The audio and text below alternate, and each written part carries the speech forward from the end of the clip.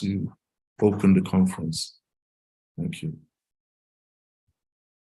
Thank you so much, the moderator, Mr. Yuha. Good morning, everyone, and welcome to this 2023 Eko-Konnect user conference. The Secretary General, Association of Vice Chancellors of Nigerian Universities, AVCNU, Professor Yakubu Uchefu, the National Librarian and Chief Executive Officer, National Library of Nigeria, Professor Chinwe Anunobi, the Open Access Coordinator, Covenant University, Professor Conrad Omohimi, the Technical Assistant to the Honorable Minister of Education, Mr. Mohamed Mahmoud, the ICT Director, Usmanu Danfodio University, Mr. Ahmed Shafi, other speakers and distinguished invited guests, members of the Fourth Estate of the Realm, ladies and gentlemen. On behalf of the board and management of Eko-Konnect Research and Education Initiative, I welcome you most warmly to this occasion, the 2023 Eko-Konnect Users Conference, with the theme, Promoting Nigerian Research with Open Science. Eko-Konnect is a cluster of the Nigerian Research and Education Network, NGRN. We aim to support network connectivity and collaborations between education and research organizations as part of wider efforts for sustainable national research and education network, NREN. Eko-Konnect was established in December 2009 as an initiative led by the University of Lagos, DataSphere Solutions Limited, and the Internet Exchange Point of Nigeria to exploit the geographical proximity to sea cables and telecommunication components to secure high-speed and affordable internet connectivity for the research and education community. Our mission is to build and sustain a research and education network, primarily in the Lagos area and its environs. In addition, promote the establishment and interconnection of similar clusters in other regions and contribute to the growth of NREN in Nigeria, that is NGREN, through delivery of connectivity, services, and the support of constituent communities of practice. Our vision: to lead in the development of an innovative ecosystem for research and education in Nigeria. Our objectives: connecting participating institutions in a high-speed network suitable for research and academic activities. Interoperability between research organizations and higher education networks that enable secure, anytime, anywhere access by students, teachers, and researchers. Foster collaborative research based on network technology and the development of internet resources, training, and communities of practice amongst participating institutions. Collaboration with other stakeholders to establish regional RENs and nurture the national REN. Full participation in the global REN. And finally, and not the least, support for open science and open access. Eko-Konnect is registered in Nigeria as a non-profit association to further these aims and objectives. Since inception, it has continued to strive to fulfill the aforementioned objectives, despite different challenges. We have organized conferences, seminars, workshops, and sensitization programs geared towards capacity development for the REN community across various states of Nigeria. It is in fulfillment of part of our mandate that this conference has been organized. The theme of this conference was chosen in realization of the enormous potentials of promoting the Nigerian research space using open science. You will recall that last year, 2022, the theme of our conference was Open Science for National Development. This was done in order to x-ray the critical roles which open science is capable of playing in national growth and development. It is our wish to continue our conversation on open science and open access with the REN community across Nigeria. This conference consists, therefore, of invited papers and interactive panel discussions by experts drawn from a varied spectrum of affiliations, research and education, librarians. We are very happy to have the esteemed presence of the National Librarian here, Professor Anunobi. Telecommunication and network solution providers, publishers, policy analysts, civil society groups, citizen scientists, and funding agencies. Distinguished ladies and gentlemen, once again, it is my pleasure to welcome you to the 2023 Eko-Konnect Users Conference with the theme, Promoting Nigerian Research with Open Science. I wish us all a successful conference. Thank you and welcome to you all.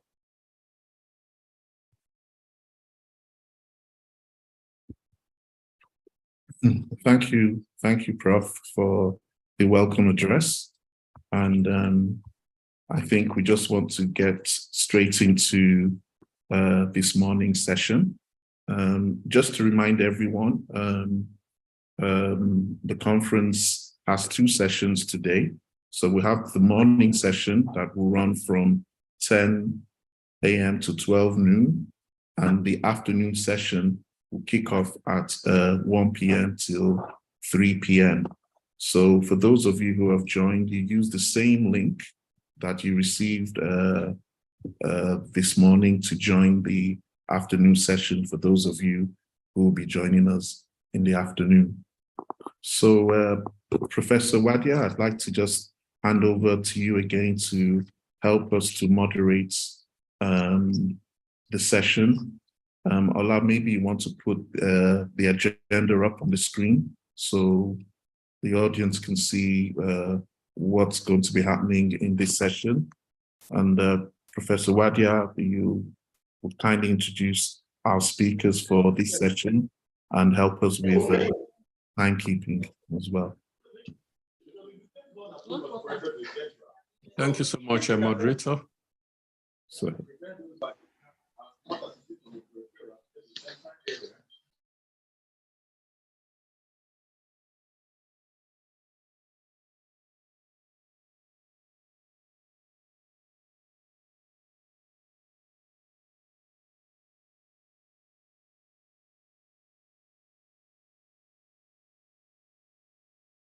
This morning we have 4 presentations. One is, the first one is advocacy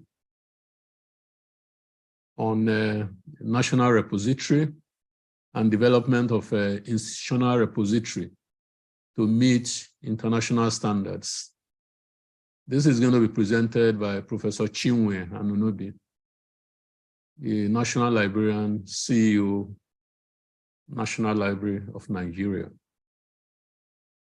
The second paper will be by Biodun Iyun of the National Library of Nigeria, with the title Unveiling the National Repository of Nigeria, a case study.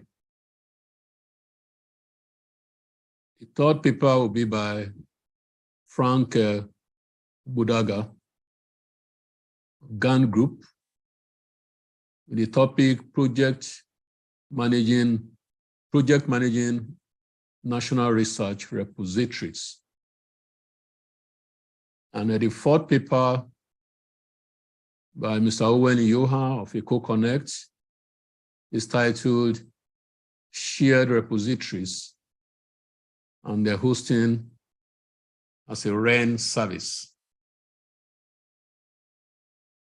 Each presenter is going to have a maximum of 20 minutes for the presentation.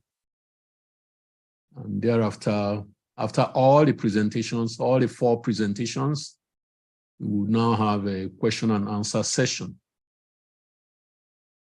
The first paper, like I said earlier, will be presented by Professor Chinwe Anunobi, National Librarian, CEO, National Library of Nigeria.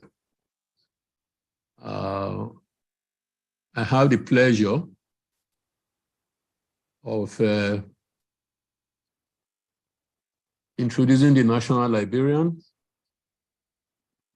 by just giving a brief bio. Professor Chinwe Veronica Anunobi is a professor of library and information science and the current National Librarian, Chief Executive Officer of the National Library of Nigeria, and the immediate past University Librarian, the Federal University of Technology, Owerri, Nigeria. She holds a Bachelor of Science in Education Biology from the University of Nigeria, Nsukka, Masters in Library Science from the Imo State University, Owerri, and a Doctor of Philosophy, Library and Information Science from the University of Nigeria, Nsukka. Chinwe started her career as a library and information science practitioner at the Federal University of Technology, Owerri, Nigeria, where she pioneered the establishment of the ICT unit, electronic thesis and dissertation, and the automation of the university library. She also pioneered the establishment and development of a digital library as a digital librarian of Nnamdi Azikiwe University, Awka, Nigeria. As she is involved in the formation of young and budding LIS professionals as library information science professionals, especially in the area of ICT application in libraries. She is a key player in the national mentoring on the application of ICT in library and information science operations and services. She has supervised over 20 master's and doctoral students. Distinguished ladies and gentlemen, it's my pleasure to call on Professor Chinwe Anunobi to please give a lecture, make a presentation. Thank you. Good morning, the panelists, the chairman, and the facilitator of the this session, Professor Wadi. Good morning,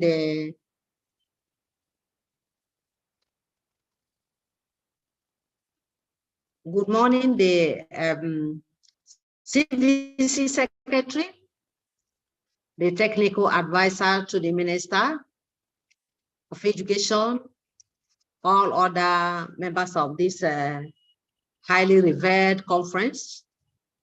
I want to appreciate Eko-Konnect for the opportunity again to be part of this users conference, which this is not my first time. I have been part of both the in-person and the virtual conferences Eko-Konnect has been organizing, and that has always been a booster for me in the area of repositories, open science, open access, open everything. So I thank you for this opportunity again. I'm also an opportunity to say that, yes, what we have been doing, what we have been learning, and what I have been practicing as a sectional librarian and academic librarian, I have the opportunity presently to practice as a national librarian. And that is what I want to share with you. Thus far, what we are doing actually with Eko-Konnect, as far as development of the National Repositories of Nigeria. National Repository of Nigeria is concerned. Please, I will ask to move my slide, please. Could you move my slide? Could you move my slide? Hello, thank you. Incidentally, I became the national librarian of this highly impactful and highly prolific country in the September 14th, 2021. And my focus aligned with the strategic vision of the National Library between 2021 and 2025, and that is to connect and build an informed citizenry.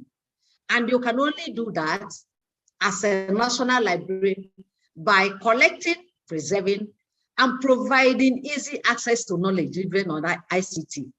You cannot collect in this present dispensation. You cannot preserve in this present dispensation. You cannot provide access to the global community and even Nigeria as a nation without deploying ICT. So our mission presently is to make available all the materials or information resources and everything that has to do with knowledge that is produced in this country. We make it available to the user community, not only in Nigeria, but beyond Nigeria, global community, physically. But you know that somebody out there may not have access to what, somebody beyond the shores of this country may not have access to what we have in Nigeria, except it's in digital form and shared. And more importantly, why we are fully positioned and we're positioned to do this is because the National Library is a bibliographic center of this country. That is to say that it's not only that, it has the sole responsibility of assigning international standards. That is international standard number, international serious number, international music number. Not only that, but also we have the responsibility to gather all that is produced so that where it is missing anywhere in the world, anything produced by Nigeria or by Nigerians, it can only be found in the National Library. And that is why we also have the deposit rights. Every publication in Nigeria must be legally deposited. Any publication by Nigerians, in Nigeria and beyond Nigeria by Nigerians, that we acknowledge must be legally deposited in this country. Therefore, we are the national heritage. In the year 3000,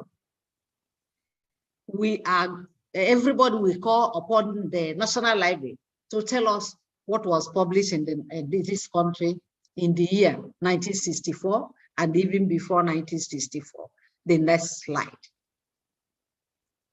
Please, could you move my slide? Yes. So when I zeroed into this establishment, with the background, the tutelage and mentorship I got, not only from Eko-Konnect, being part of the global community, which Irena, I saw Irena, I think Irena is part of this conference, from the mentorship we got from her and the live sense which we got from Eko-Konnect, and also the deployment I made, even in Futo, because I established the first repository, Futo Space, in Futo, and also because of the experience I garnered, the import, the benefit, opening up the resources and publication and research has to the benefit has for this country through the national open access AUC competition, which Futo came first because I pioneered that, I piloted that, I zeroed in, and they immediately make plans to deploy and launch the National Repository of Nigeria, which is supposed to be the mother of all repositories. And it was launched in November 2022. And the essence is to preserve every heritage in this country, both intellectual and cultural. And we did that in collaboration with Eko-Konnect. And the picture I have for this national repository and the establishment by expansion is that every resource, everything published and produced in this country must be assessed, because you won't understand the undoing of anybody that doesn't have a national repository. Let me tell you, is the beginning of open access initiative, because everything must be housed there. When you begin to talk of green, that is the national repository. When you begin to talk of gold, it has to pass through the process. But whatever is produced in an organization, it is housed in the institutional repository. And the national repository I'm looking at is the mother of every repository in Nigeria. So we needed to find the cutting edge organization or establishment that will help us to do the needful. And we collaborated with Eko-Konnect. And the essence is to increase visibility of Nigerian knowledge storehouse. Everything about Nigeria, everything that is published in Nigeria, or everything that is published by Nigerians, including scholarly output. We just launched it two months back. And we are populating anything that is literary and is cultural in nature must be housed in that repository. And we decided to increase, that is essence is also to increase accessibility and availability of Nigerian content to the global community. I was thinking aloud, and I told people, see, it is not about being prolific. It is not about carrying on research in this country. We have hidden so much, and we really need to come out. And the only way to come out is to tell people where we are, because anything that you see on the internet is put there by somebody. Please, the next slide. The next slide. But I think this is not the slide I modified. All right. The next slide. So we started by developing the policy, which is still at the background. But with the policy, we have come to terms with what we really want to do. And the primary thing is that all the resources of this country, since 1964, the National Library was established. And then pre-independence, resources were collected. At independence, resources were collected. Till now, resources are being collected. And the focus is that we should digitize all of them and house them, preserve them, and house them in the repository, so that anybody that is looking for something, like I told you, anything that is put on the internet is put there by somebody. Anything that is required by the Nigerians and even the global community, they will have access to it through our national repository. And also, please, and also to allow users to have open access and interact.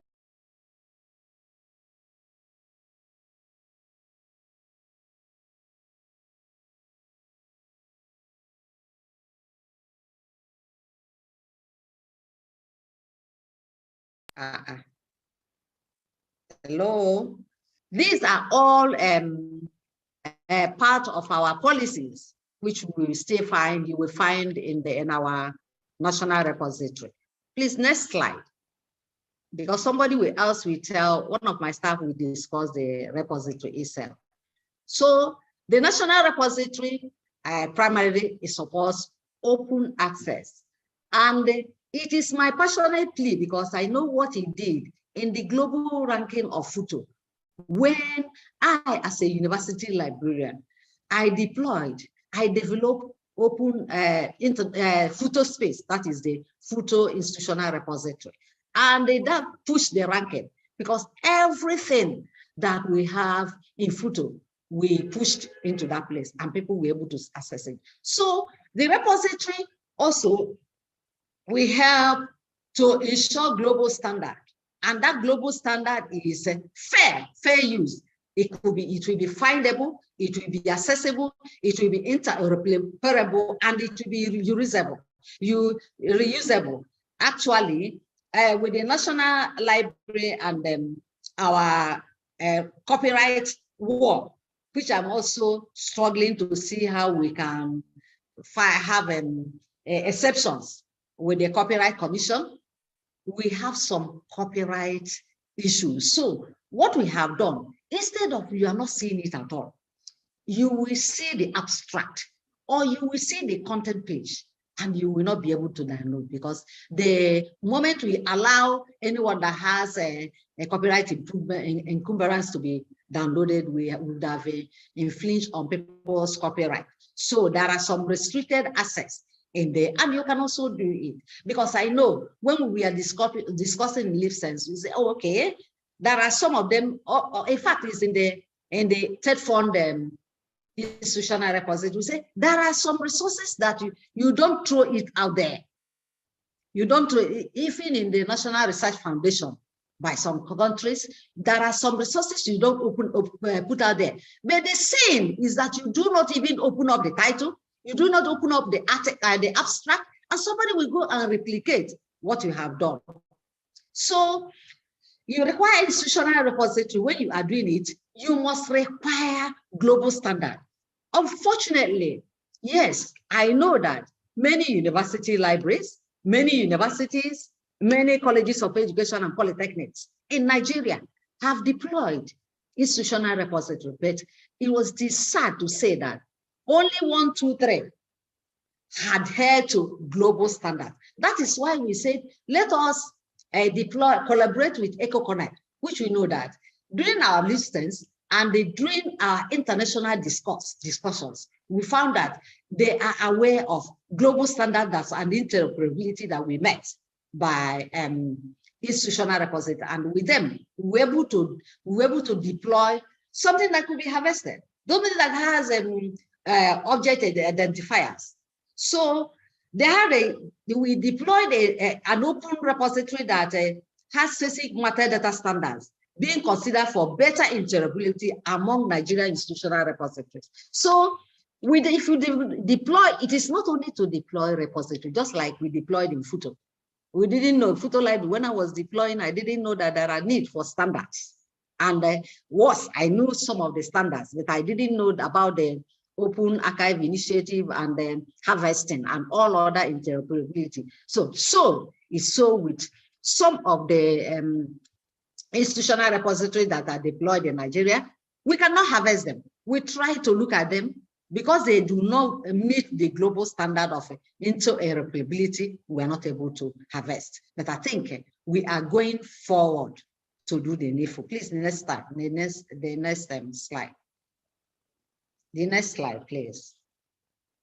So, like I have been talking, the importance of institutional repository, it cannot be undermined. When you talk of open access, when you talk of open science, how can you have open science when you do not have even open repository? Where are you going to put the data that are collected? And now, after the research, how do you then open it up for the global community? So it has to achieve impact from research. Go and find out the thing that is making South Africa, at least in Africa, Egypt, North American countries, to come up for their universities or institutions to come up among the 1,000 and thereabout, is because of this, their repository. So it has great impact on impact from research. It will give you great impact. Like I tell you, one of the things that gave me joy when I was growing up as a librarian is that I got to know early about opening up resources, opening up research. So my research from the pre-middle stage, I normally put them in the Google, I put them in the Google Scholar, I put them so many open academic.aid and the ResearchGate. And when you open them up, it is not only that those paywalls, what they are denying you, because you will carry out your research, you pay for them to publish it, and you also pay to access it when you want to access it. And not many people will access it. So with institutional repository, before it's published, you can, the full research, put it as it is, and it will increase the impact your research will have. Increase the visibility, I'm just putting, and citation of research. Have you checked your citation index? If you put in your repository, and the repository is of global standard, it will be crawled, and the visibility and the citation of the researcher in your institution will increase. Improving reproductivity and reliability of research, yes, because any institutional repository is as good as a world-class journal. It's as good as world-class journal, because it is expected that it has been it is done by scholars, just like we in the National Library, when a journal is coming for us to give ISSN and it's coming from universities, colleges of education, we do not worry ourselves, because we believe that it's scholars that are bringing the journal. So, and it attracts new partnership. Now that we have launched our repository, we know that. And it has started, I will tell you, this is an open place. People will want to partner with you. People will see what you are doing and want to partner with you. All higher education institutions mandated to have institutional repository. Now, I know that TED Fund is struggling to do that. But then, apart from waiting for TED Fund, what effort are you making as a librarian, as a research librarian or institutional research coordinator in your institution? What effort are you making? Because TED Fund cannot do it for you. Start now. Begin to think of every research output in e-format in your institution. Begin to think of developing even your own repository. It's not rocket science. It doesn't cost too much, but you need to do it because it is a mandate. We are going in, and it's open education. It is education. The physical education is coming to an end, and the way to, just as the way you are supporting education using physical library, this is the way you can support them. Instead of students coming to your library to search for the research outputs or project documentation, they go to your repository and do that. Please, next slide. Next slide. Okay, now, when I was talking, I was telling you about the standards and the system handling. It is not only about getting the repository. You make sure that the PID is well taken care of, that is perimeter intrusion dictation, so that your system, just like we told you that we collaborated with Eko-Konnect, we do not want to take chances. They are still hosting because we know that they will take care of our PID. And the handles, it is important. I know that some institutions, I think UI and your Lagos Unilag, they normally their repository and their research output has handle. It is important that you develop a repository and also include handles there, so that any resource that is there, we have its own handle. With the handle, it can be cited. And with that, the visibility and the citation of the resource, if it has handle, like the one that we collaborated with, our own national repository has handle. The moment any resource is put there, the handle is attached to it. And it will be easy once you have the standard. The Open Archive Initiative for protocol for metadata harvesting will be easy. We can harvest. Because our mission, like I will tell later, our mission is that at the long run, every repository will be harvested by the National Library. And we will have it even as your backup. Even as you have your own, we have it as your backup. And well, in case any issue. Somebody can always fall back. But we cannot harvest if it doesn't have protocol for method harvesting, or IPMH. So content and researchers are more accessible, actually. When I'm writing a paper, when I ask my staff to do a letter, or I'm writing a research, or when I ask my students to do a research and I remember I have done this type of research, I just ask them, please go to this, it's all online there, and you can have it. And with that, I know that some people, some of you, just as I have, some people have sent me a message telling me, can we collaborate? We have seen that you have done this research or the other, and that will increase their opportunities. Next slide. Professor Anobi, you have about 3 minutes more, please. Yes, I am done always, almost. So we have developed it, and we are still at the preliminary stage at the National Repository. And like I told you, our mission is that we harvest and act as their backup, while we act as a place where everything about Nigeria will be harvested. So we are expected to have the national content and the increase in structure. We are supposed to expand to accommodate other resources like museum. We travel to find out how we can digitize museum, and we act as a gateway for all repositories in Nigeria. And of course, just like we have started, as a model repository for other repositories in Nigeria, and a completely and increasingly standardized according to the global best practices. My dear ladies and gentlemen, for those of us who will be in the business of developing your repository, maybe as a university librarian, as a college librarian, as a whatever librarian, or as a research coordinator, please. Repository is very, very important. Your institutional repository. Not only that you develop a repository, trying to get somebody that will maintain the standard, so that when you put your goods in the market, people will say, yes, your good is equal to the best. God bless you and thank you.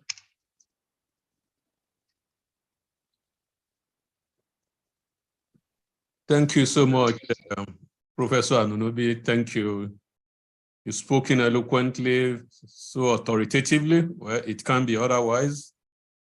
As the National Librarian, it just has to be so. Thank you so much for sharing your wealth of experience with us. Distinguished participants, I've noticed some comments on the chat box. We are not yet in question and answer session.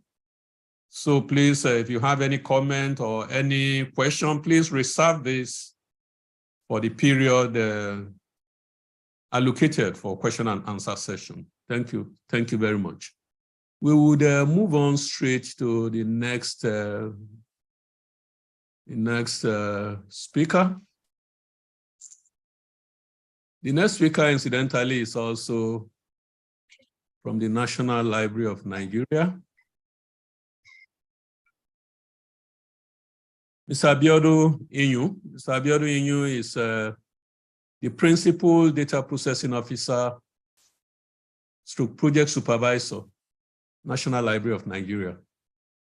He's going to be making a presentation to us on unveiling the National Repository of Nigeria, a use case.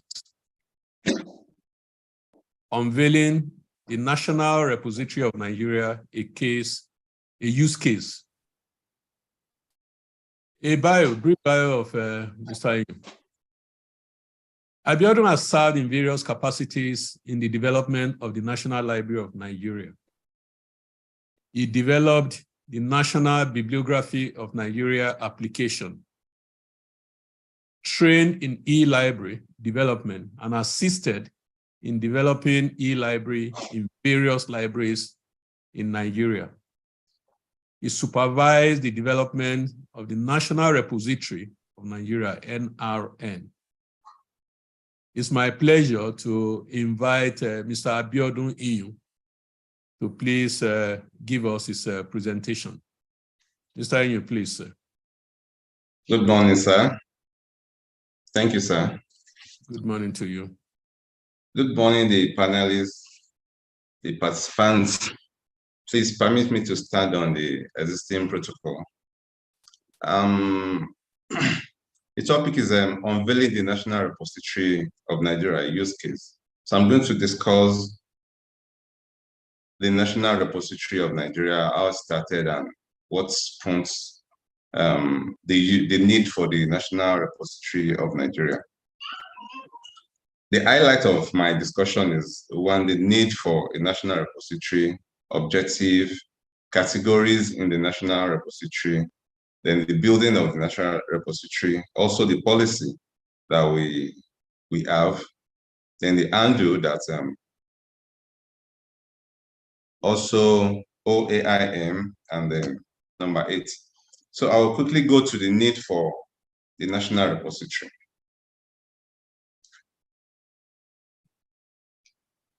The need for the national repository, what we need for the national repository is to collect, preserve, and provide easy access to knowledge with the targets to connect and build an informed citizenry. So we have so many needs, but these are the 3 needs that we think that we need, a national library needs a repository to enhance the productivity and service provision of the National Library of Nigeria. Over the year, National Library have a lot of material, but lo and behold, our presence was not so much felt online. And with the advent of what is going on, the trend, which we now think that National Library need a presence online. So that's why we think we need a good repository. And also to showcase the resources available, administrative efficiency, and other heritage needs to the global community.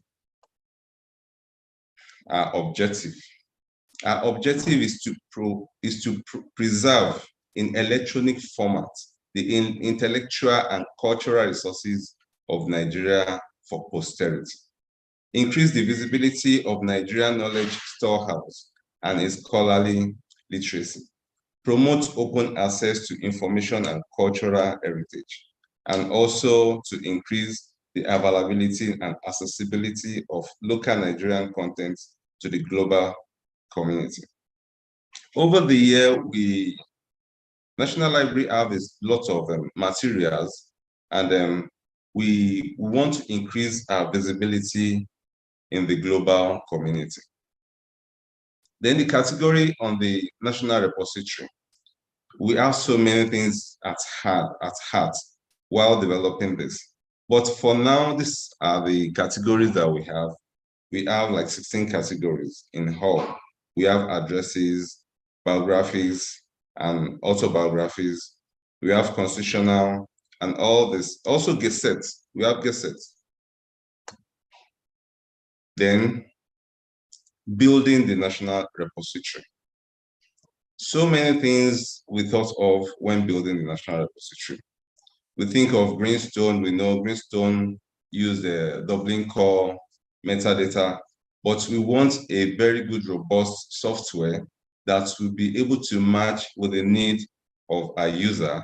So, and also we need an open source software. So we now think of a DSpace.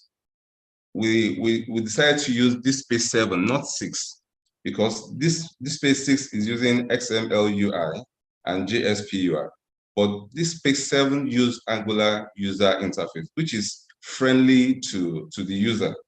And more so, our data is so much important to us. As a data processing, data protection is more important to us. So we have to make sure that we host this national repository on a hosting plan in Nigeria, which is Eko-Konnect. Also, while discussing the building of the national repository, we think of a metadata, which we adopt Dublin core. Also, the item type on the repository, we have open access and also restricted access. The item version is there. Harvesting from external sources. Harvesting from external sources need what is called object identifier, which my national librarian discussed earlier.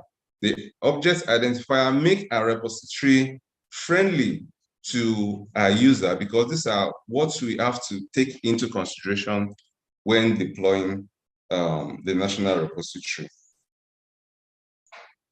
Also, the national policy, NLM policy, National Library of Nigeria policy on the national repository, we have to sit down and get a good framework as a policy to guide us on the way the submitters, the kind of documents they will submit, the kind of formats of the document which they are going to submit, the rights management, which is the open or restricted access. With the restricted access, the system will request for a copy, and also an authentication will also be needed.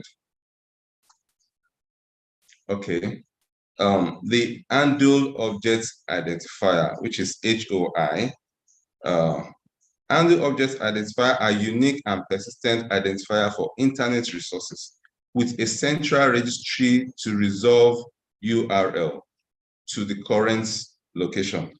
Each handle identifier is a single resource and the organization which creates or now maintain the resources.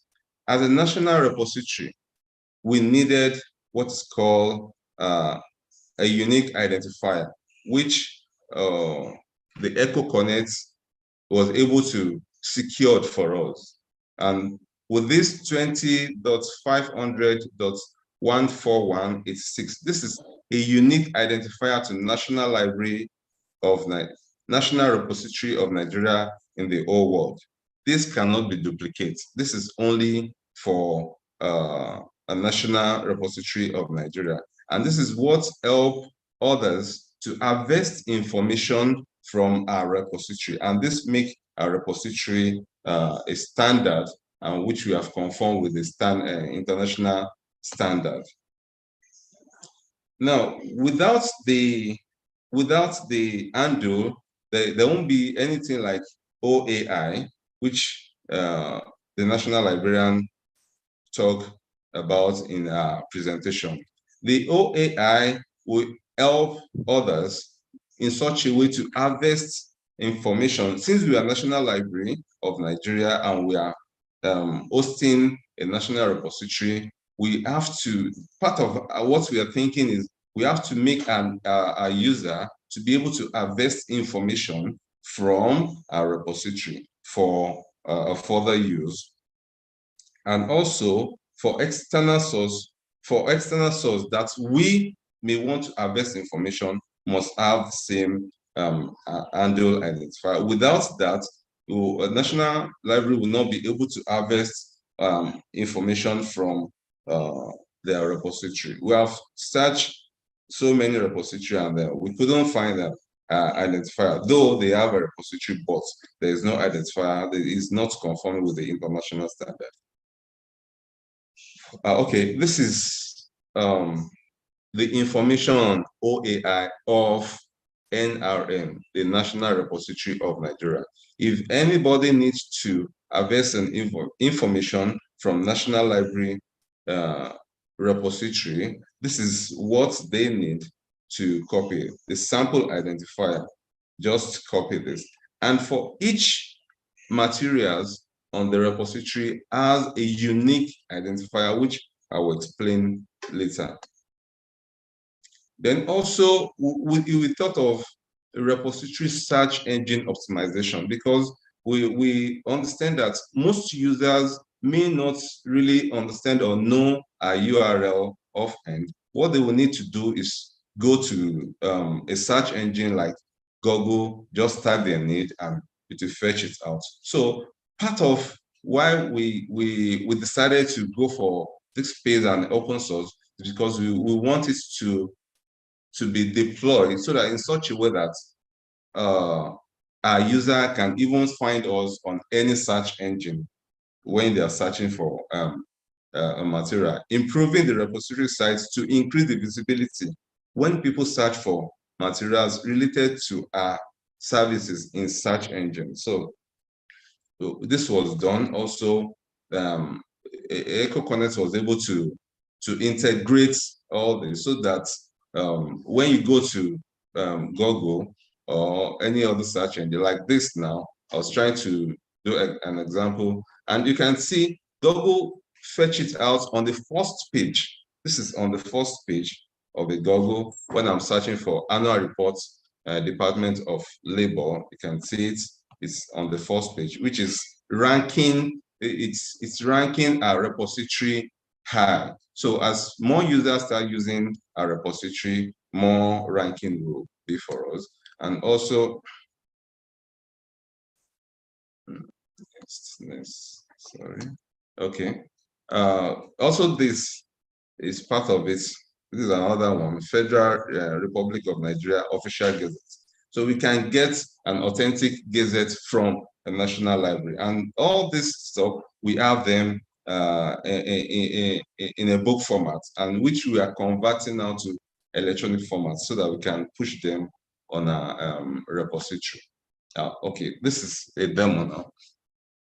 These are repository. Please permit me to share the repository site. Just a minute, please.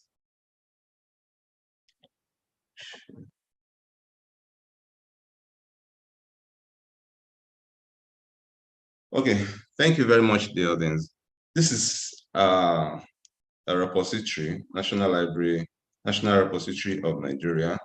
We have the URL as nigeriareposits.nln.gov.ng. So with this, you can hit our repository site. And this is our categories. This is what I've explained earlier. We have 17 categories. And for now, this is what we have. But as time goes on, as we keep on having more material, we keep on expanding on the category. And this is just like a free search, just like a Google search. When you punch anything here, you can easily fetch it out. So let me just go to, from here, we have what is called GEA. I can increase my visibility. So for newspaper, we discovered that people always come to National Library to check newspapers, check current information. So we have a subcategory of media trust, and also from media trust, they have daily trust and also a weekly trust. So when you click on daily trust, okay, I explained something about item labeling the other time. This is what I mean on the item labeling.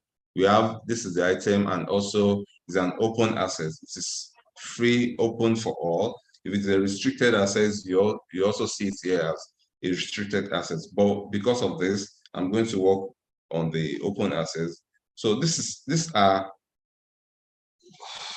abstracts of this particular daily trust Thursday of February 10. So when you click on it, the system automatically will always give you the book cover, and also these are the abstracts, and then you can download the material itself. So automatically the book will be downloaded, and you can read the full text. So the National Repository has been so much enriched for the user and for the global use. So thank you.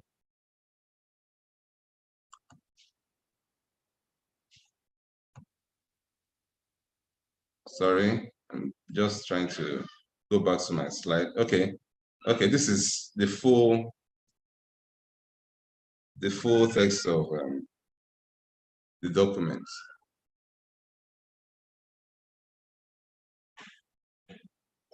Sorry, I want to go back to my slide. Okay. Thank you so much. This is the end of them. And you can also contact us. These are contacts. Mr. Yu, thank you so much. I think we can give Mr. Yu a digital round of applause. Thank you. Thank you for adding some layers of technicalities to the National Librarian's presentation. Thank you, sir. Thank you. Well, distinguished ladies and gentlemen, for the benefit of participants who just joined, the question and answer session will come only after the last presentation. Please bear with us. So we'll move on to the next presentation, and that is going to be by Mr. Frank Budaga. Frank Budaga.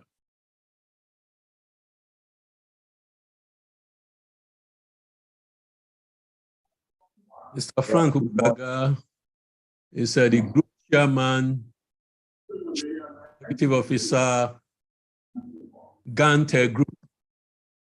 He's going to be presenting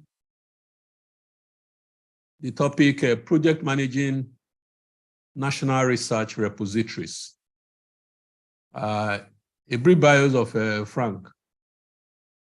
Francis, as short of Frank, is the chairman and chief executive of Gantt Group, a consortium of collaborating companies he founded with rapidly growing interests in information technology, agribusiness, renewable energy, and the micro, small, medium enterprise, that's MSME development.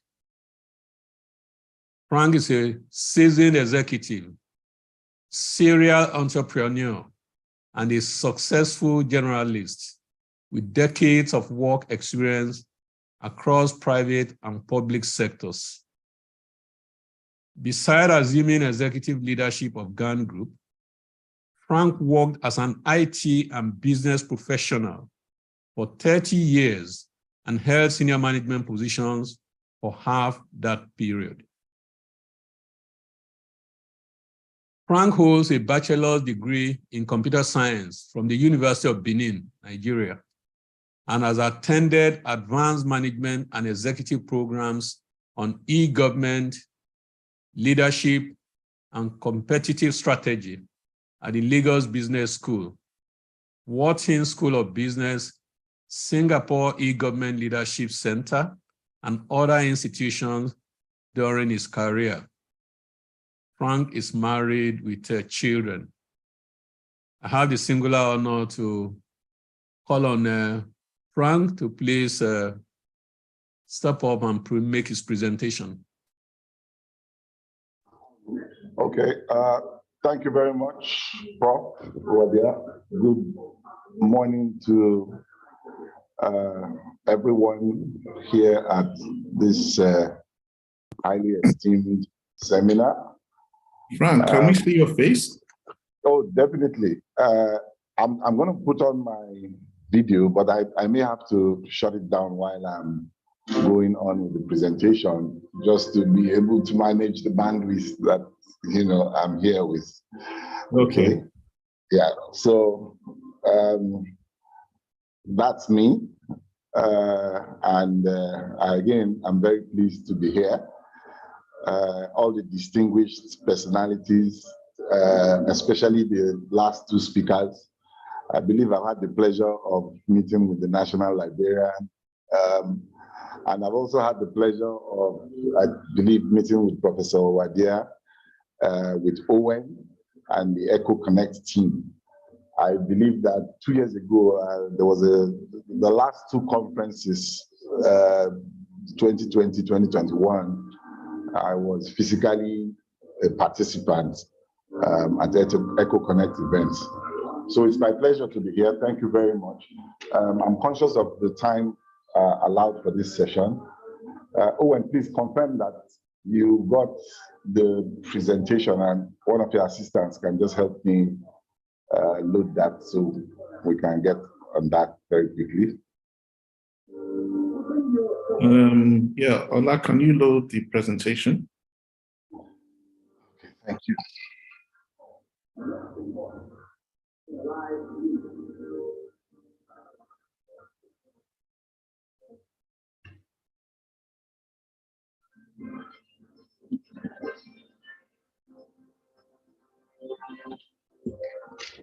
Sorry, just 1 second. Let me.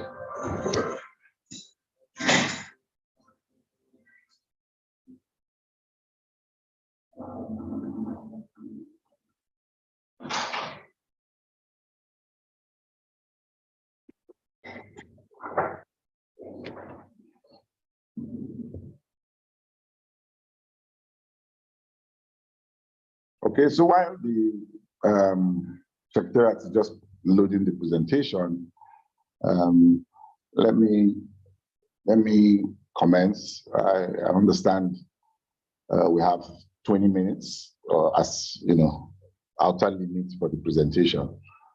So this morning, my presentation is going to be a very brief one. It's going to give an insight into a project that my team is participating in.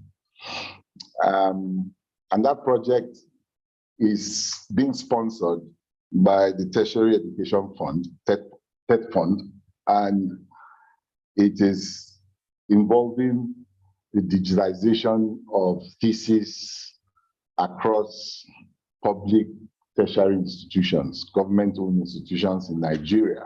Thank you very much for putting that presentation on. Now, by virtue of the fact that TED Fund itself is basically a fund management and intervention agency for tertiary institutions mandated to disburse education tax and ensure judicious use of those resources.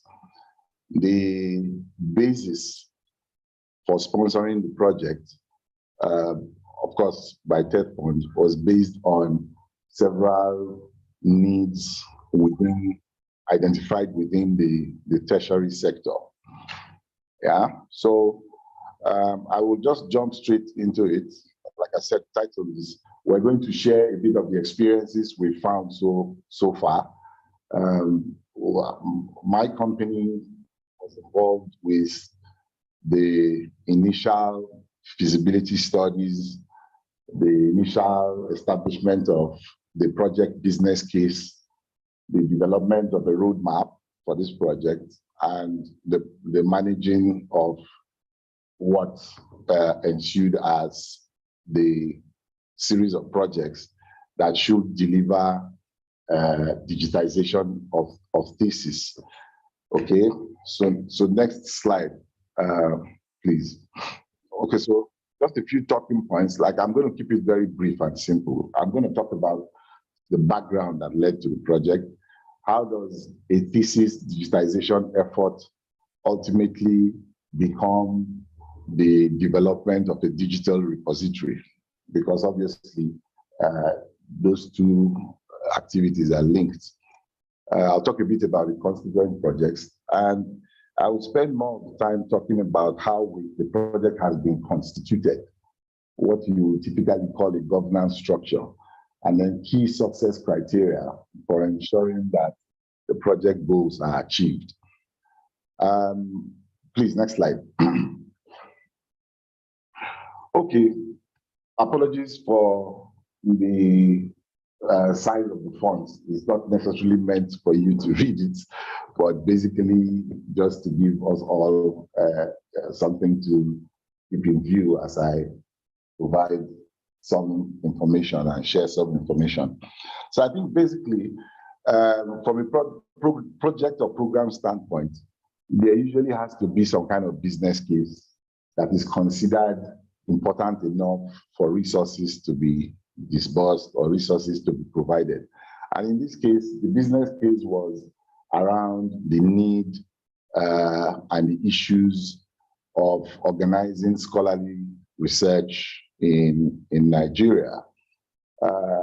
Prominent among those issues was the need to address the issue of plagiarism, intellectual property trafficking amongst tertiary institutions. And of course, by tertiary institutions, I'm talking of universities, polytechnics, and colleges of education, public institutions that are government-owned.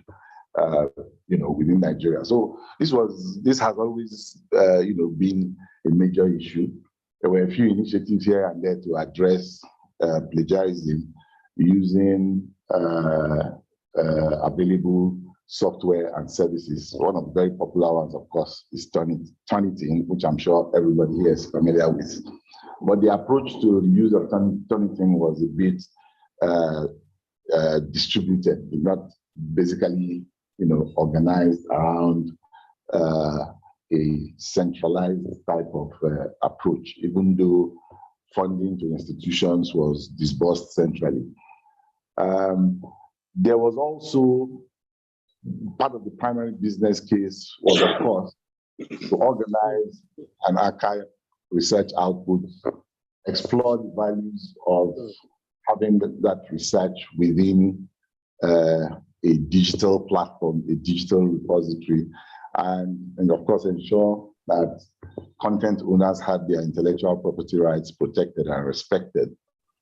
And of course,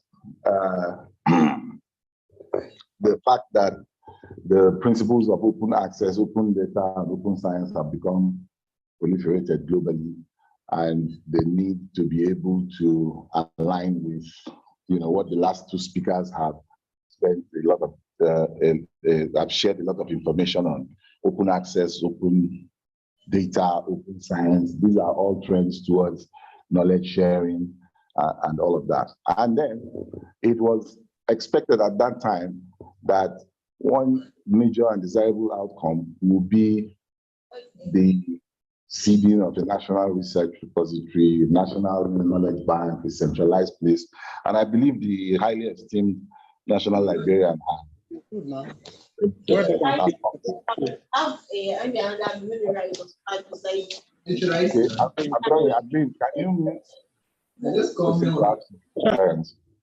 Okay, thank you.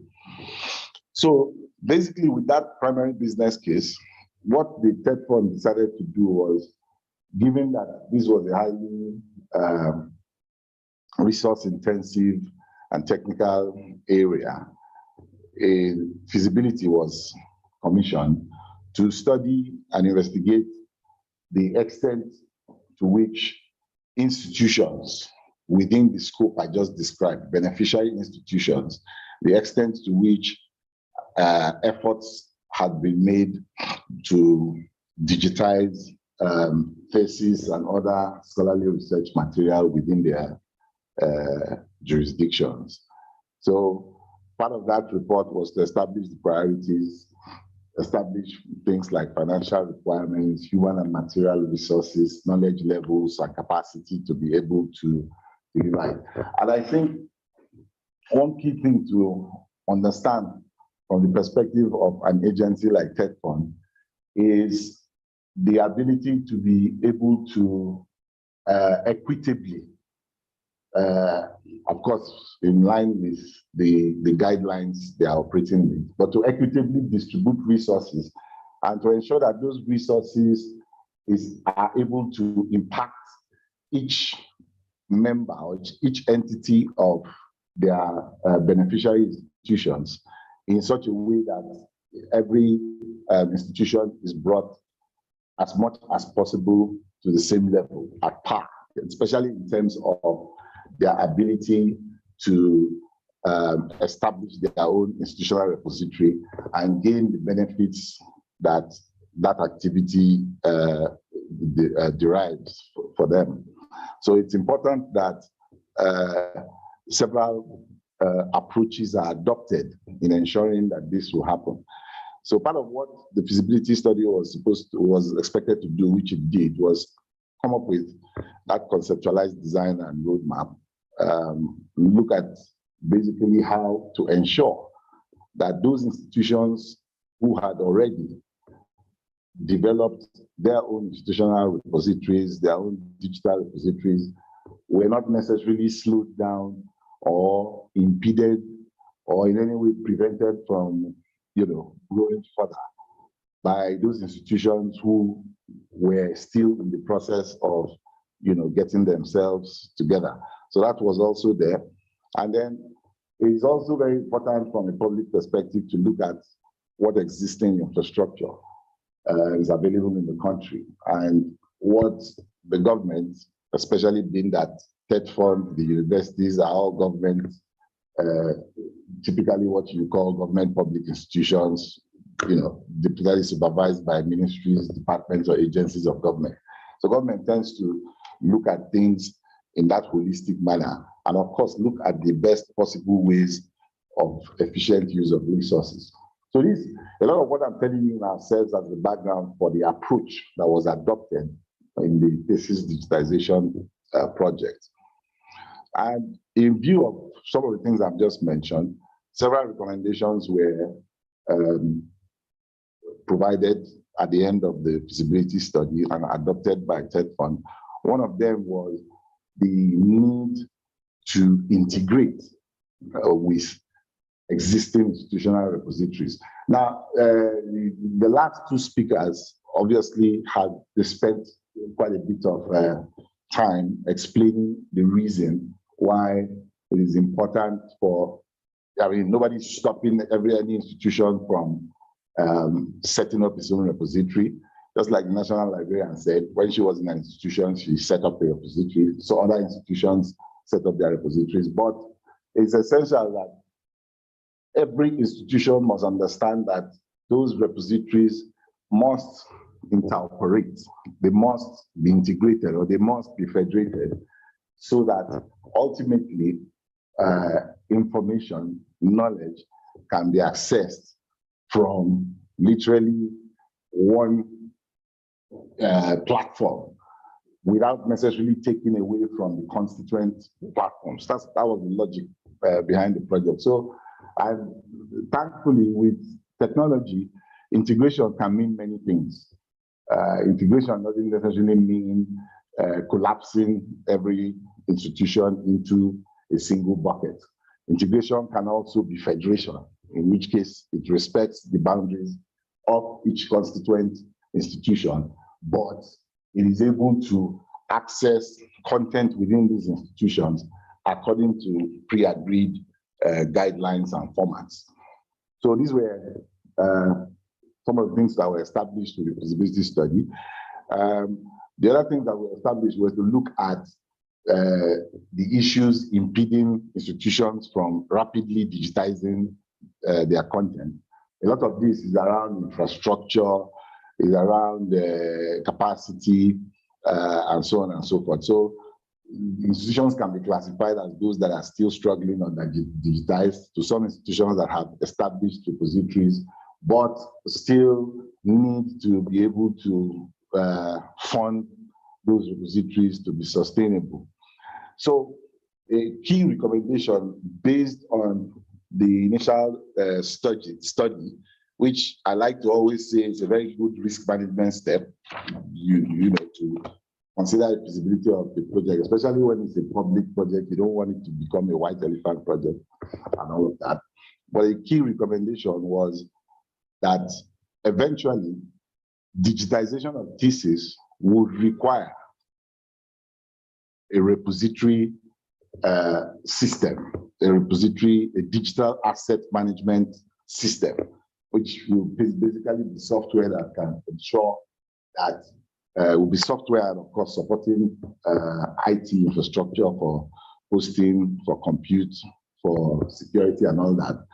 But that will ensure that information is collected, properly archived, can be retrieved, and then policies can be enforced on such a digital collection, accessibility, and so on and so forth can always be implemented on them. So basically, what was recommended at that time, which is basically what is still on, and that project, I can tell you, has reached its first phase. Its first phase, of course, focused more on actual dematerialization of existing scholarly research material, theses, or dissertations within tertiary institutions.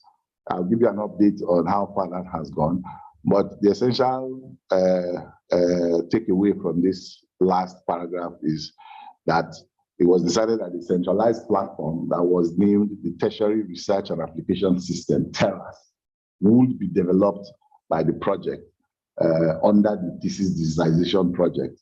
And it will act as the centralized location for all the thesis digitization that was being carried out across beneficiary institutions. Okay, next slide, please. Thank you. So the key project goals, as much as possible, to ensure that stakeholders were carried along. I believe those stakeholders and a lot of the participants here know that TED-Fund, being an intervention agency, does not necessarily own any project or own this project. What happens is resources are made available, and TED-Fund ensures that they are utilized in a judicious manner. But to a large extent, the project is something that's between the community, the target beneficiary community, which is the academic institutions, tertiary institutions, and where necessary, service providers and professional companies who are known to be able to deliver the required components or resources of the project. So the project goals were clear. Digitalization of all thesis and research materials in the beneficiary institutions. And the approach was simple.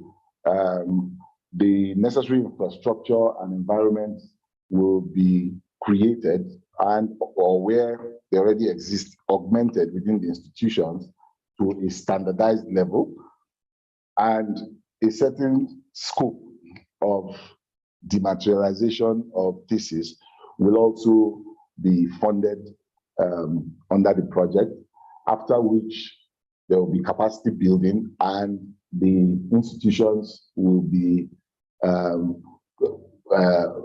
resourced to continue that process, because the target, of course, would be that every institution would be able to digitize all their what you would call legacy thesis material from inception. And that is not a small task.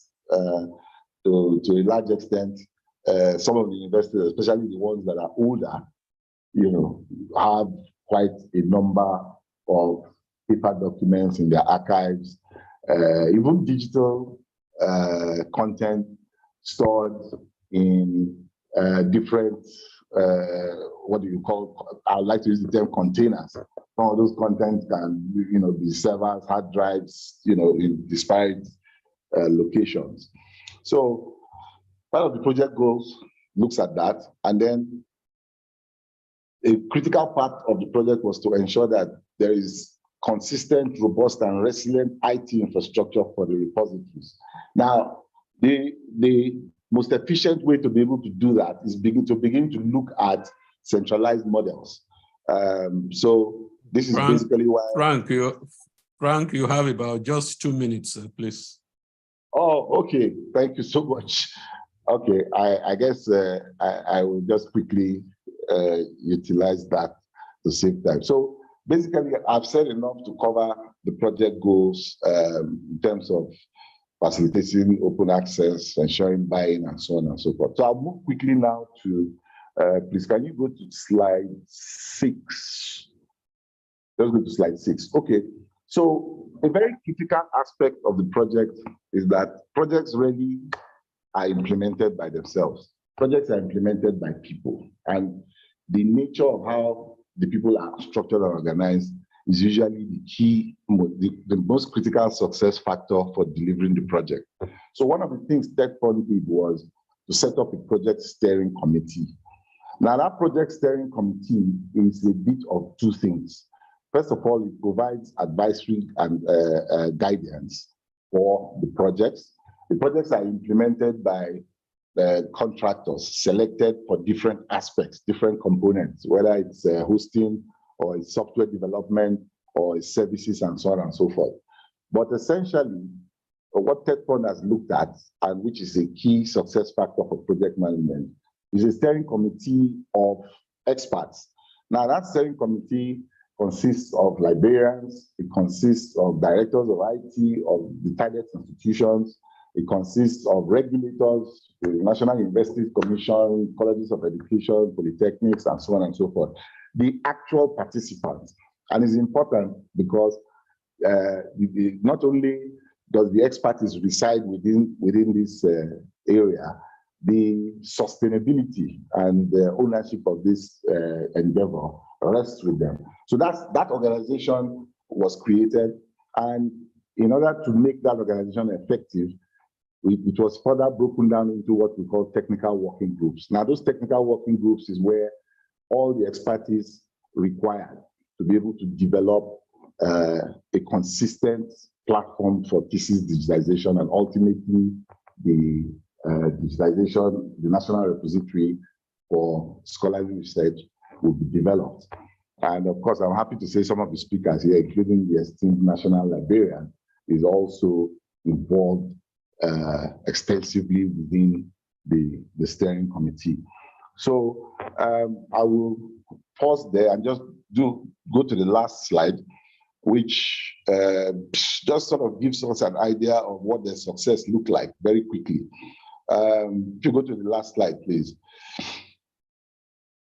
Thank you. So what does success look like when we ultimately do this? Of course, what we are seeing is that majority of postgraduate and undergraduate thesis research material is digitized across majority of institutions. Libraries in BIs are equipped with digitization infrastructure and operational capacity. There is adoption of digitization policy and procedures. And I must mention that the policies and procedures that will guide this project will, of course, be developed by those who should know and those who are in charge. And of course, I'm referring to the committee of librarians supported by the ICT directors and the policy, the leadership of the institutions involved. And of course, key success criteria will also be interoperability with global repositories, adherence to a lot of the standards that have been mentioned here and all of that, and the adoption of the platform, adoption of supporting technical services like identification, peculiar to the education sector like EduID, and lastly, self-sustainability of the platform, which should be something that means the platform is able to generate enough resources to be able to continue in providing the functionality. And basically, let me stop here based on what I had to share today.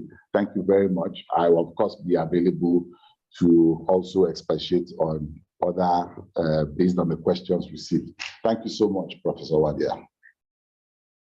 Frank Ubodaga, thank you so much. I think that's a very good presentation, very involving project. I'm sure there will be tons of questions for you on this project, Frank. Oh, definitely. Definitely. Okay. I'm so in my school. All right, so please make sure you're still online. Yes, definitely. I will. Yeah. Thank you, sir. Okay. Let's go to the last presentation. And that is going to be by no other person than the CEO Eko-Konnect himself, Mr. Owen Iyoha. His presentation is on shared repositories and their hosting as a REN service. Mr. Owen Iyoha is the CEO of the Eko-Konnect Research and Education Initiative, where he has worked since its inception in 2009. He oversees infrastructure development, capacity building, and advocacy with the goal of developing all aspects of the research and education network and its community in Nigeria. Owen has over 25 years of experience of ICT. He has worked in the UK, the US, and Nigeria with companies including Server Enterprise UK Limited, Open Link Software Incorporation, and DataSphere Solutions Limited, providing pre-sales support and consultancy for major corporate organizations on solutions that included middleware, SAP, business intelligence, data warehousing, and email and collaboration. Owen is a strong supporter of open source software, open science, open access, and other open paradigms necessary to support the growth and the impact of technology and scholarly output in Nigeria. Owen holds a joint honors degree in chemistry and biochemistry from the University of Salford, United Kingdom. I have the pleasure of asking Mr. Ayoha to please step out and make his presentation. Mr. Ayoha, please. Thank you, Prof, for the introduction, and thank you to Frank and the other presenters for their presentations. I want to very much the theme of this session is regarding repositories, and we've heard from the National Librarian about the National Library repository, and we've heard from Mr. Frank Ugodaga about the TEDFund project for the Electronic Thesis and Dissertation National Repository. And there's quite a lot of overlap, as Frank pointed out, between the two repositories. I'm actually going to add to that as well to discuss another kind of model that's being looked at, and then hopefully during the Q&A, what we would be able to sort of discuss is the need for all the different solutions, different approaches to work together to have a clear and cohesive strategy for adoption of repository services, both at the national and institutional level moving forward. So what I will do with this presentation is just sort of also go over a presentation that was made last year about closing the gap for shared repositories, and also talk about hosting services Eko-Konnect has available as a REN service. Like I said, this is a kind of reincarnation of a previous presentation that was made at the WACREN conference last year. But in light of some of the challenges that we've had in Nigeria with the higher education recently, then I think it's still pertinent that we discuss this model. And because many of our lecturers and librarians were on strike for most of last year. And so a lot of what I'm about to talk about is probably new information for them.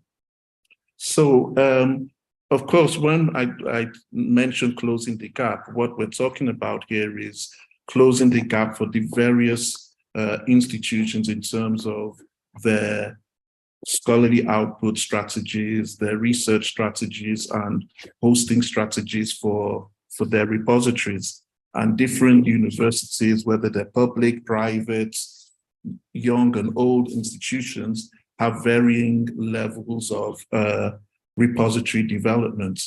And we have, in many cases, institutions that don't have repositories at all. So, you know, how do institutions sort of deal with their own strategy? How do they buy into the availability of national repositories? What is there to do? And then also this on a regional level, we're finding as well the need to share information and resources with our colleagues across the African region, in particular, the West African region.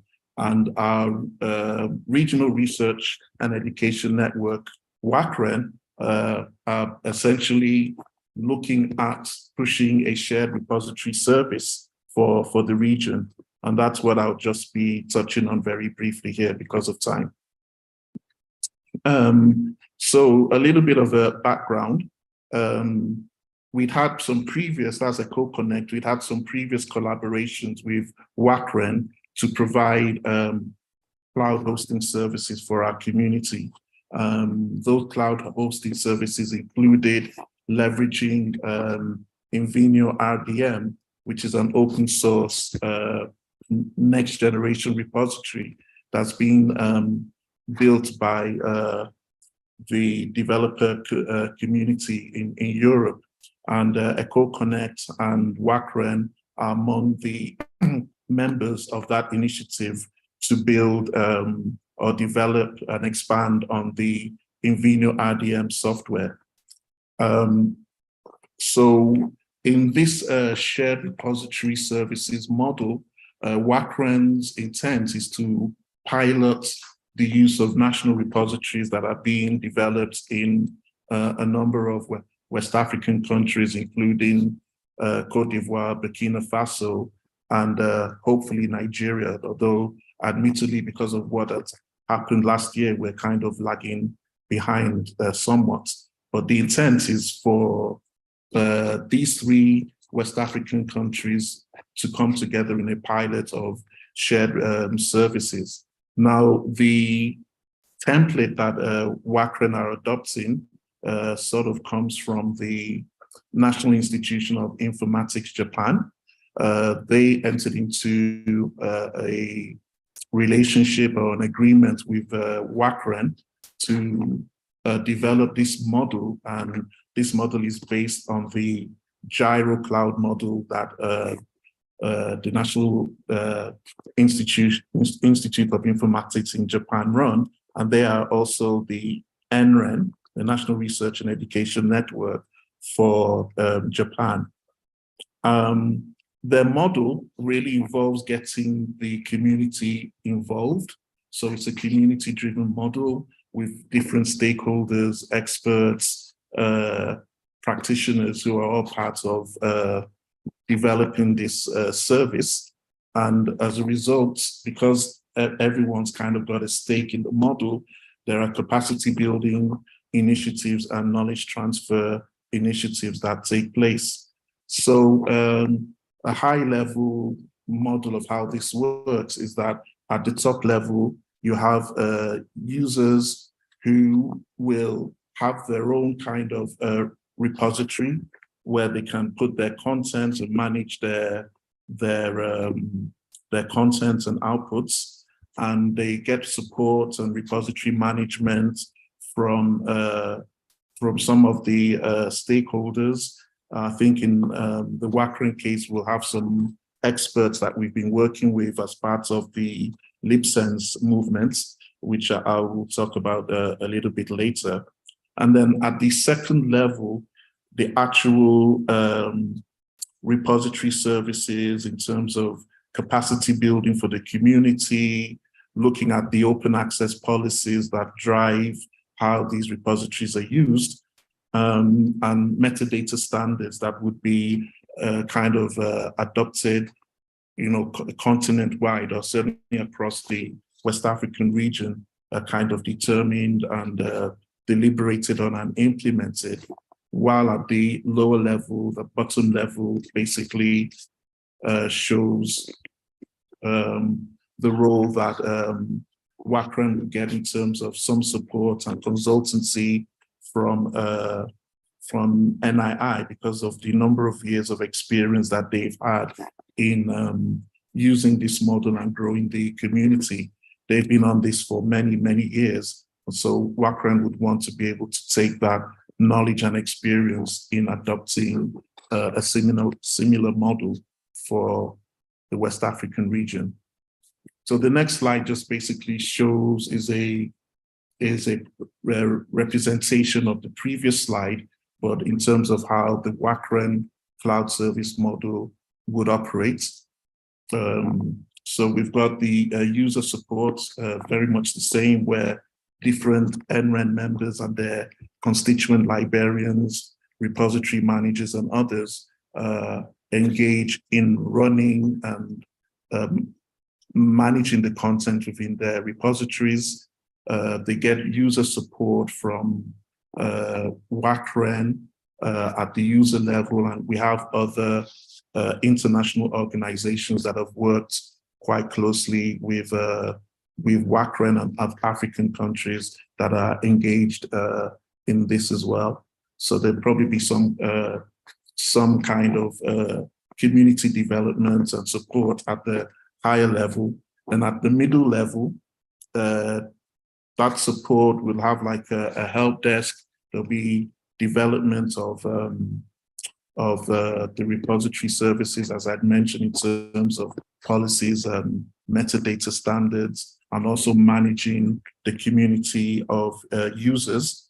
And this will be undertaken by members of the LibSense, and LibSense has a number of experienced librarians, repository managers, and NREN practitioners who will partake in this support.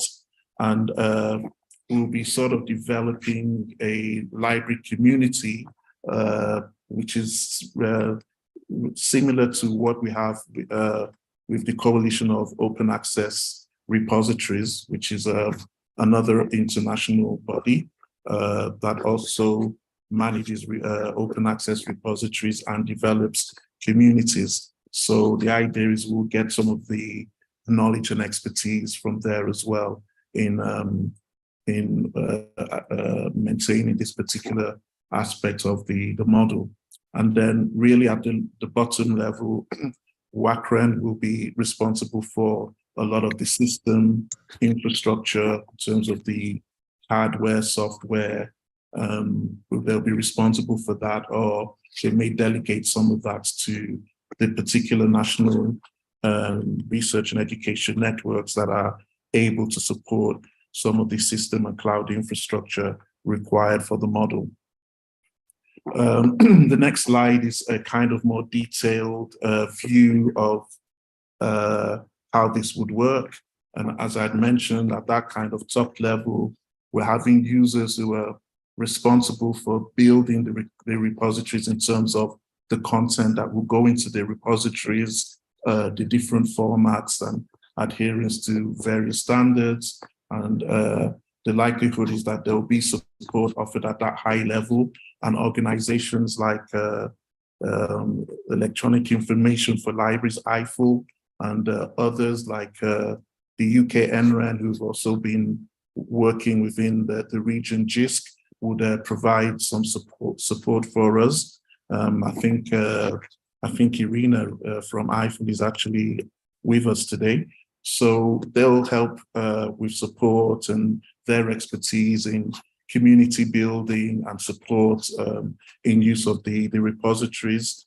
And then LibSense and the community that's developed along the lines of COA will, as I said previously, be responsible for looking at open access policies and how they can be implemented in these repository services.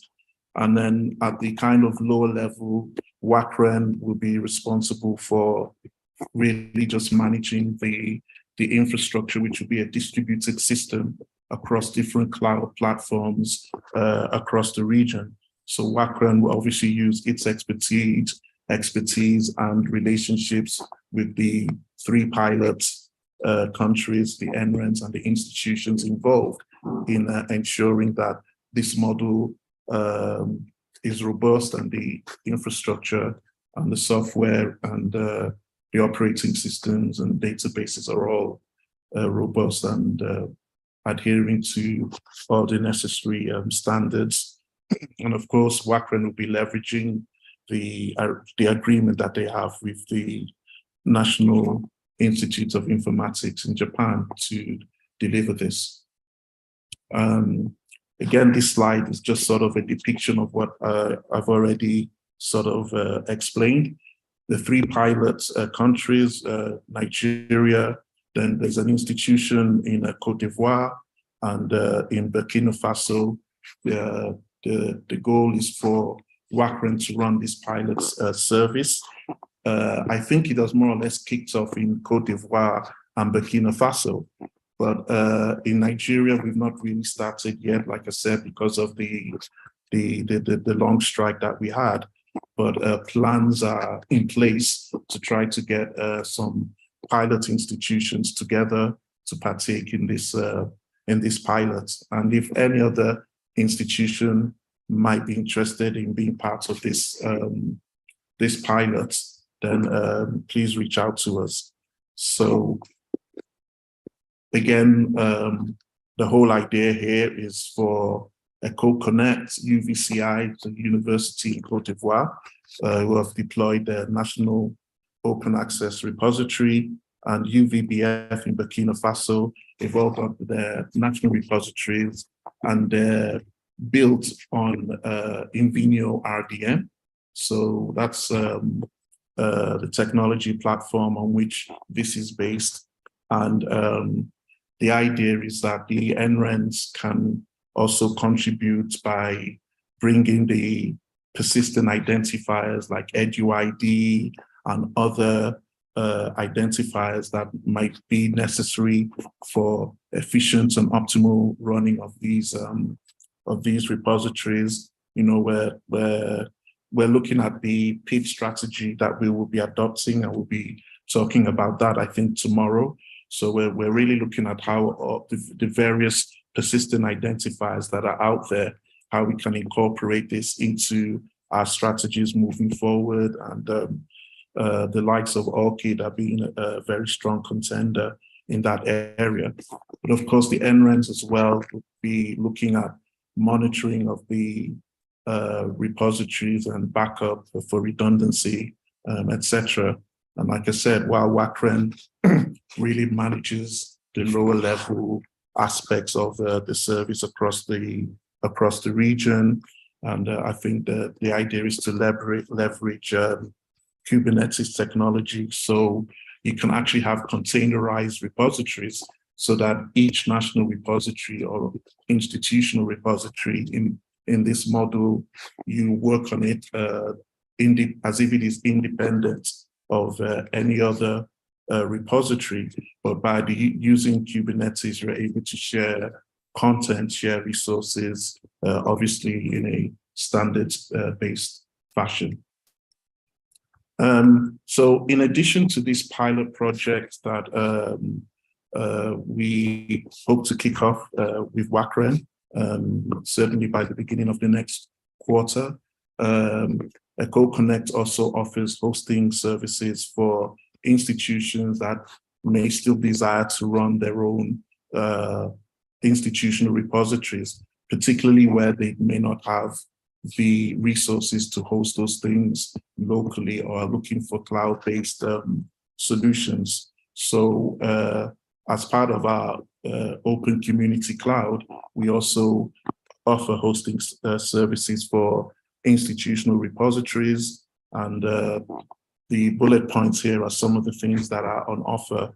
So for example, the National Library have talked about their repository, which runs on DSpace.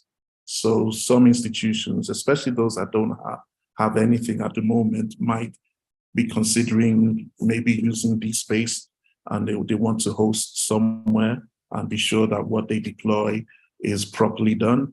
Then Eko-Konnect is really, as an NREN, offering those services. But we are really, the real goal for us as an NREN is to really enforce a lot of the standards.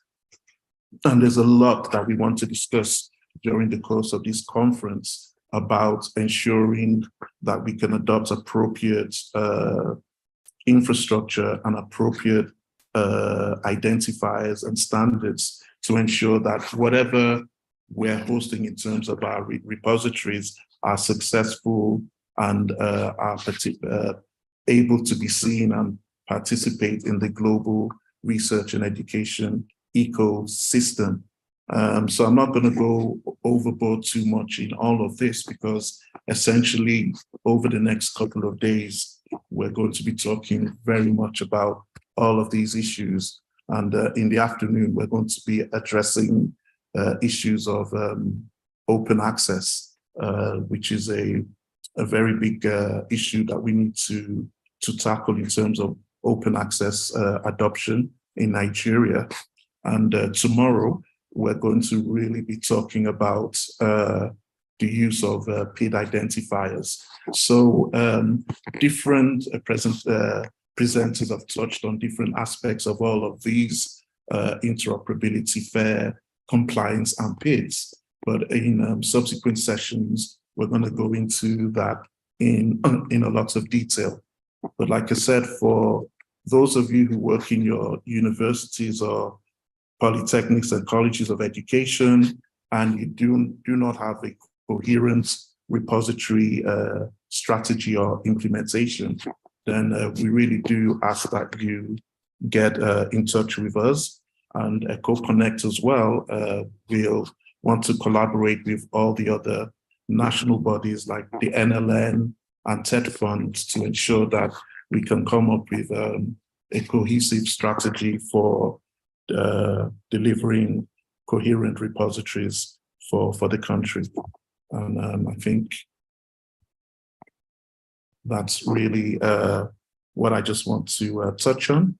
And thank you very much for your time. I'm very conscious that there's really not much time left.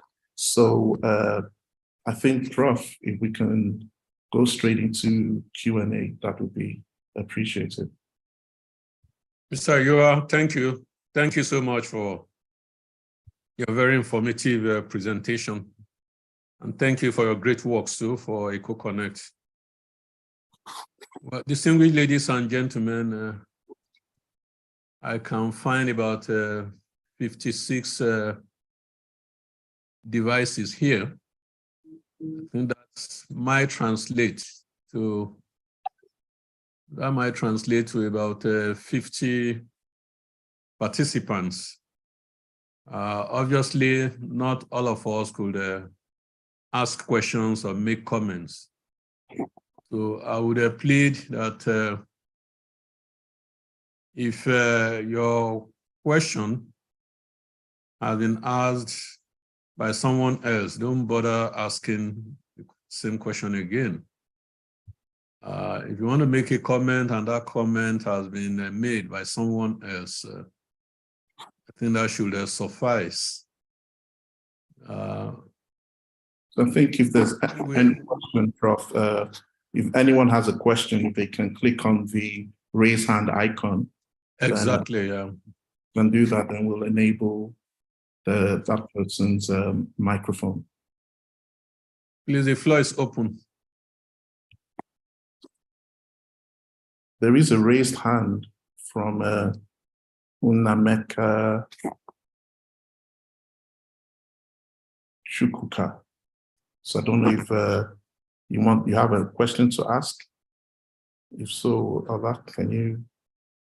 Please go ahead. Nemeka Chukuka. Can you enable her mic? Any questions?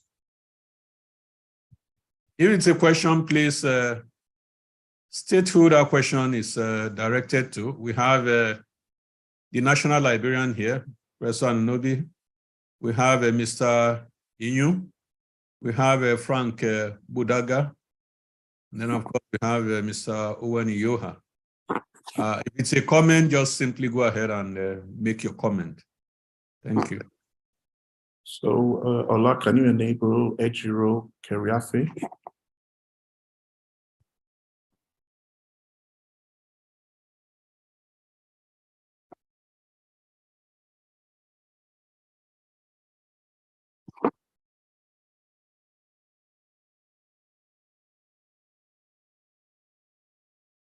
So can I speak? I have my hands up. Yes, Mr. Omo. Thank you very much. Omo Owaya, please. Is it a question or comment or all of them together? It's a question, you know. Okay. And thank you much for the presentations. Thank you to the presenters and the speakers. It's good to see all the activity in Nigeria, but I was just wondering, you know, since there's so many efforts at national level, does Nigeria now have an open science or open access policy, a national policy that all of these initiatives are working towards, or if it's in the planning, can somebody describe a little bit more what's happening at that level? So that's to all the speakers or any of them. Well, perhaps the national librarian should be able to answer that question. Do we have a national policy? She has left. Open access, open standards? I think she has left, Prof. So She let has me. left. What of Yeah. Mr. Inyu? Is Mr. Inyu there? Yes, I'm here. She's attending a meeting now, so she's attending another meeting. Okay, are you in a position to answer that question on behalf of the library? No, I don't have privy to that information now. Well, the inputs I can provide from an Eko-Konnect perspective, obviously, we've been trying to drive an open science roadmap for the last couple of years. And we did have a symposium in 2021, bringing different stakeholders together, including TED Fund, to look at how we could deliver an open science policy. At the time, there was a different executive director for TED Fund who was very enthusiastic about looking at how this could work.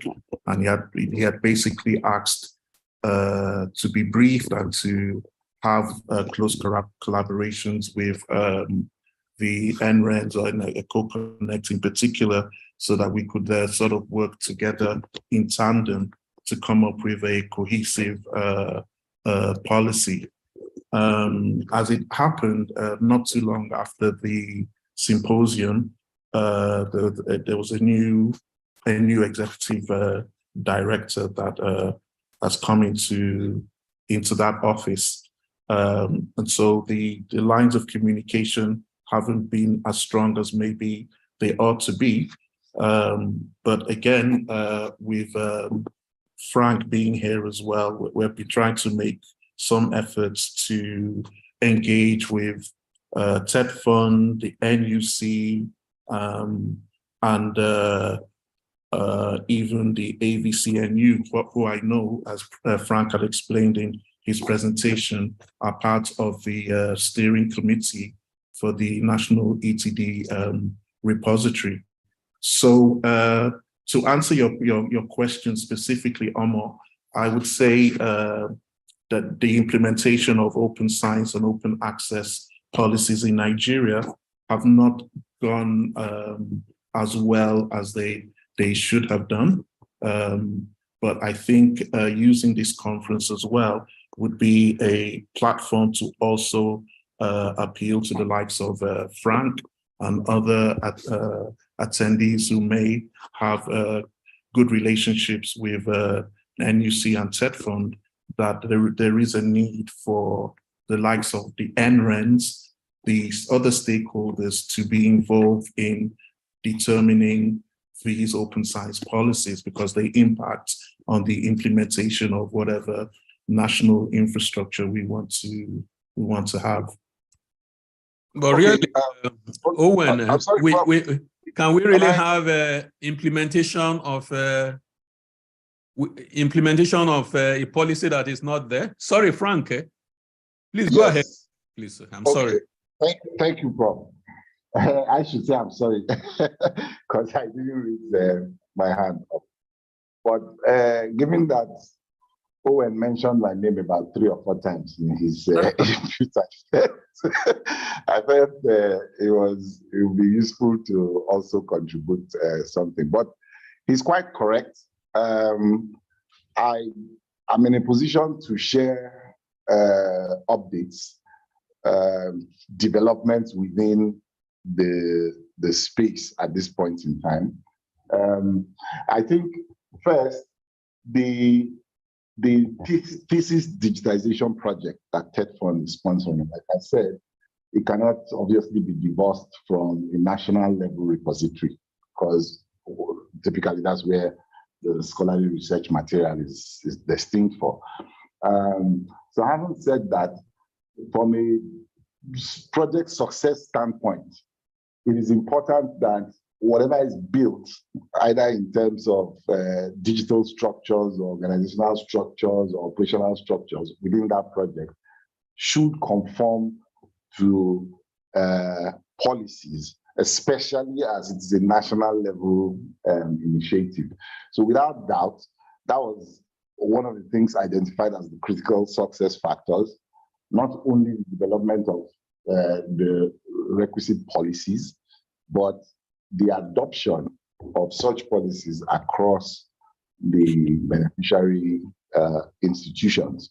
So what is happening now is, I had mentioned that the TED Fund actually invited key stakeholders and formed them into a project steering committee. I'd also mentioned that several stakeholders have been represented there. They include the beneficiary institutions, librarians, directors of IT, policy leaders, academic planning. They also include the regulators, NUC in the case of universities, Board for Technical Education, polytechnics are there as well.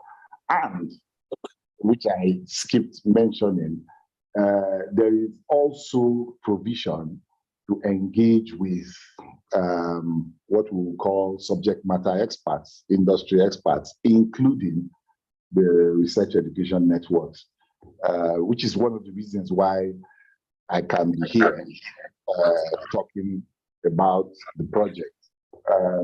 A lot of the work that Eko-Konnect has been doing, both within the national level and the regional and the sub-regional, regional and global level, along with the West and Central African Research Education Network, WACREN, where OMO features.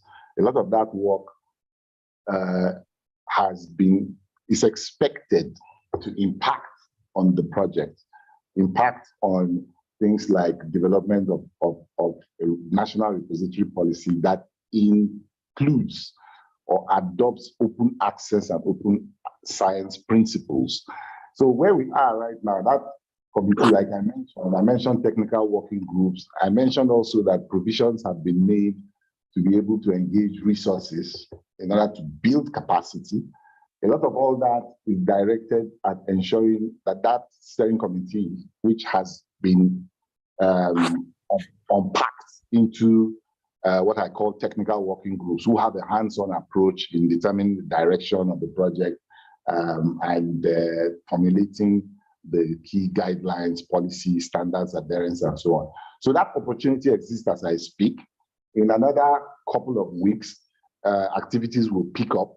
I'm expecting that a lot of the resources that Owen mentioned, both within Eko-Konnect and involved and within their support structure, whether it's the Japanese or the UK and so on and so forth, a lot of all of these things, even closer to us here, the Ghanaians have done quite a few things. Last year, we were at an open access conference, a LeapSense community conference in Ghana. And so there's a lot of collaboration there.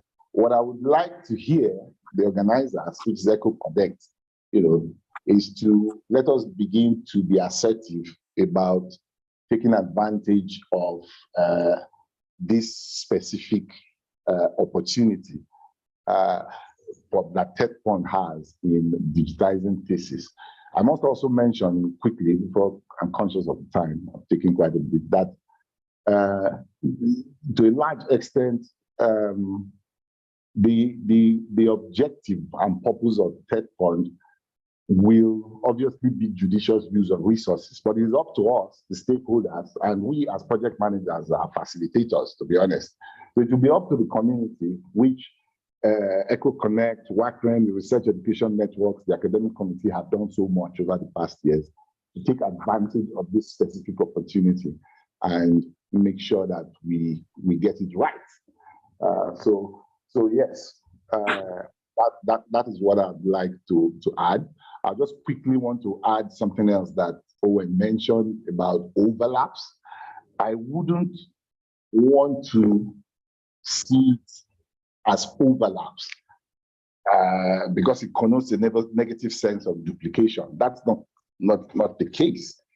I rather think that there is collaboration, the use of shared services at different levels.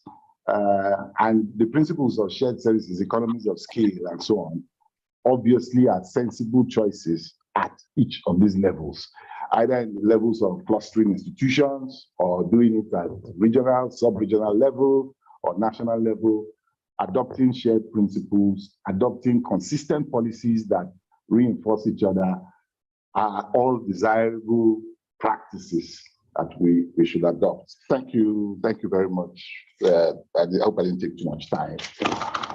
Thank you for your question. Thank you. Well, thank you, Frank. Prof, we're kind of overlapping, but maybe we can just try and take two quick questions. I see two hands. Cyprian Ugo, he wants to know the importance of PIDs in a national repository. Well, Can somebody answer that? Well, we actually have a session on the importance of PIDs tomorrow. And Cyprian, if you can attend that, would be great. Just because of the time, it's not something we want to just give a very short answer to now. But yes, it's we have a specific PID session tomorrow, and we'll be talking extensively about this. So can we take two more questions? I think there's a lady, a gentleman, Ejiro Keriafe. Okay, Ejiro Keriafe. Do you want to unmute your mic? Unmuted. Unmute her.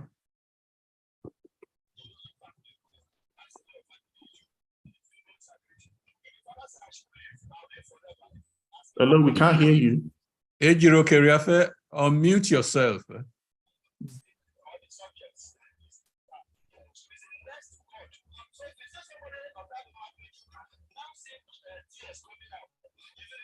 We can't hear. Can we go to the next person, please? Yeah. Bonji Gaknung. Yeah, I'm here. Thank you very much for the presentation. I think I've been here. I've listened to all the presenters, which they did well. Can you introduce yourself, sir? Oh, my name is Bonji from University of Jos here in Nigeria. I don't know if you can hear me. Yes, please. Go ahead, Bonji. So thank you for the presenters. I think they have done pretty well. At some point, I wanted directing my question to Frank, which somebody asked earlier. That was why I dropped my hand. I think I'm clear. It's concerning TED Fund and university sponsorship. So thank you very much for the presentation. Thank you, Bonji, for saving us some time. Thank you. Any other hand raised? Mine is not raised. I just want to say good morning, everyone. Well, those that are in the money area. Okay, Professor Conrad. Introduce yourself, sir. It's already afternoon. Okay. Hello, Professor Conrad. Yeah, I'm done. I just said good morning to everyone. Oh, okay. Yeah. Professor I was Conrad, told it's past morning is afternoon now. So Professor Conrad, maybe you want to talk about what the session's about this afternoon at 1 o'clock. Oh, you want me to do that? Yes, and then we'll just yes, before we close. We'll close with that. Okay. Good afternoon, everyone, and great out in the morning. Quite intriguing. Hoping that we get something concrete out of all of the talk. But this afternoon, we'll be trying to look at Plan X and transformative agreements, APCs, and all of that stuff as it has to do with open access publishing.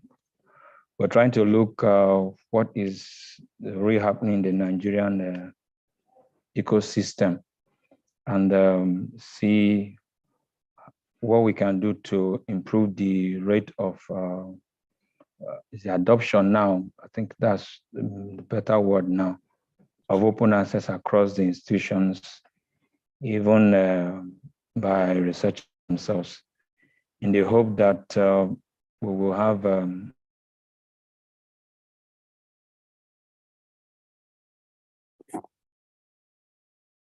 Hello?